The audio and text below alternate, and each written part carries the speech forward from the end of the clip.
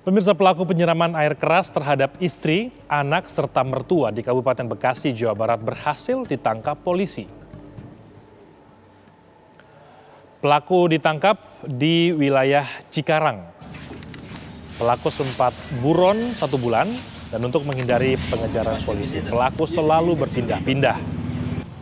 Hari ini Polres Metro Bekasi melakukan olah tempat kejadian perkara guna mengumpulkan sejumlah barang bukti yang ada.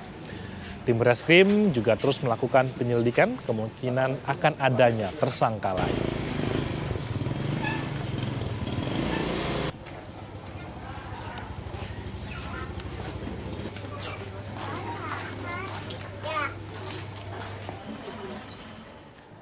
Ya, untuk mengetahui informasi terkini terkait kasus penyiraman air keras terhadap istri, anak, dan mertua, kita sudah terhubung dengan Kapolres Metro Bekasi dengan Kombes Pol Gideon Arif Setiawan. Selamat sore, Pak Kapolres. Mungkin bisa dijelaskan ini cukup lama sebenarnya penangkapan terhadap pelaku ini sempat berpindah-pindah. Mungkin bisa dijelaskan, Pak, proses pencarian sampai dengan penangkapan dari pelaku di mana? Baik, selamat sore Mas Imran, selamat sore pemirsa. Jadi pada tanggal 9 akhirnya kami bisa melakukan penangkapan terhadap pelaku utama kasus penyiraman air keras terhadap 3 korban, yaitu mertua, istri, dan anaknya. Sementara kejadian atau peristiwa itu sendiri terjadi pada tanggal 20 Juli 2022 pada dini hari, yaitu pukul 03.00.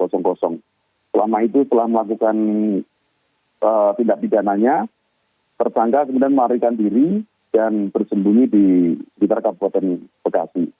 Terhadap tersangka juga sudah kita himbau karena memang asalnya adalah dari persoalan keluarga, maka sudah kita himbau untuk menyerahkan diri. Namun nampaknya tersangka tidak mau menghiraukan apa yang menjadi himbauan polisi, terus berlari, maka kemudian kita lakukan penangkapan pada tanggal 9 Juli 2022. Cukup lama memang Mas, tetapi alhamdulillah bisa dilakukan penangkapan secara utuh. Pak Kapolres, lokasi persembunyian pelaku di mana saja, Pak? Karena kan ini berpindah-pindah, apakah ngekos atau mungkin ke rumah kerabat atau kemana saja, Pak, persembunyian pelaku ini? Iya, Mas. Berpindah-pindah dari tempat-tempat yang teridentifikasi gitu ya, artinya ada kos-kosan teman-temannya, kemudian rumah teman-temannya, sampai ke tempat-tempat yang tidak teridentifikasi seperti kuburan, kemudian tempat-tempat persembunyian yang memang tidak bisa kita duga. Tapi kemudian bisa kita lakukan pengungkapan terhadap peristiwanya dan penangkapan setelah kita melakukan tracking terhadap pelarian dari tersangka itu sendiri. Meskipun jejak digital memang tidak kita dapatkan ya, kita melakukan secara manual penyelidikannya. Oke, Pak Kapolres, mungkin sudah ada pemeriksaan. Apa motif atau alasan pelaku melakukan penyiraman terhadap istri, anak, dan juga bahkan mertuanya? Asalnya memang persoalan keluarga, Mas. Karena memang ini keluarga termasuk keluarga muda. Mohon maaf, yang bersangkutan juga nikah pada umur 19, sehingga mungkin secara psikologis juga belum terlalu kuat untuk menghadapi tantangan keluarga. Nah, sehingga persoalan-persoalan yang timbul itu dari masalah komunikasi antar dia dengan istrinya, kemudian masalah perekonomian, kemudian terakumulasilah menjadi persoalan konflik yang kemudian dilakukan dengan cara-cara kekerasan, yaitu menggunakan air keras. Oke. Dan tersangka sudah menyiapkan air kerasnya seminggu sebelum peristiwa itu terjadi, Mas. Tersangka sudah membeli air kerasnya seminggu, kemudian pada hari H itu, dini hari, tersangka minta diantarkan oleh rekannya, yang sekarang saudara A ini kita tetapkan sebagai DPO, kemudian dia melakukan penyiraman dan kemudian kabur bersama rekannya tersebut. Oke, jadi memang ini sudah lama, Pak, masalah keluarga dan memang sudah direncanakan, Pak, ya, sudah sejak lama untuk penyiraman ini ya? Ya, sudah direncanakan jauh hari.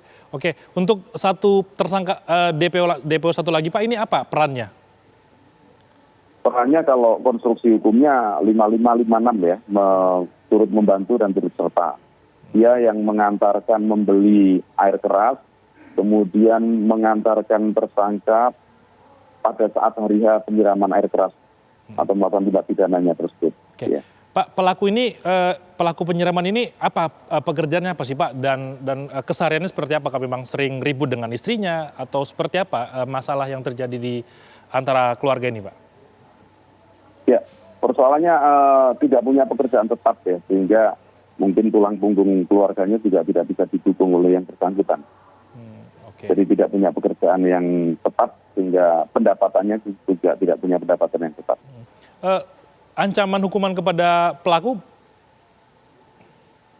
Karena kami menggunakan pasal berlapis dan kumulatif, ada pasal-pasal KUHP, kemudian pasal-pasal di Undang-Undang Perlindungan Anak, kemudian pasal penghapusan KDRT atau kekerasan dalam rumah tangga, yang kemudian ancaman paling tinggi adalah pada pasal 355 KUHP, yaitu dengan ancaman hukuman 12 tahun penjara.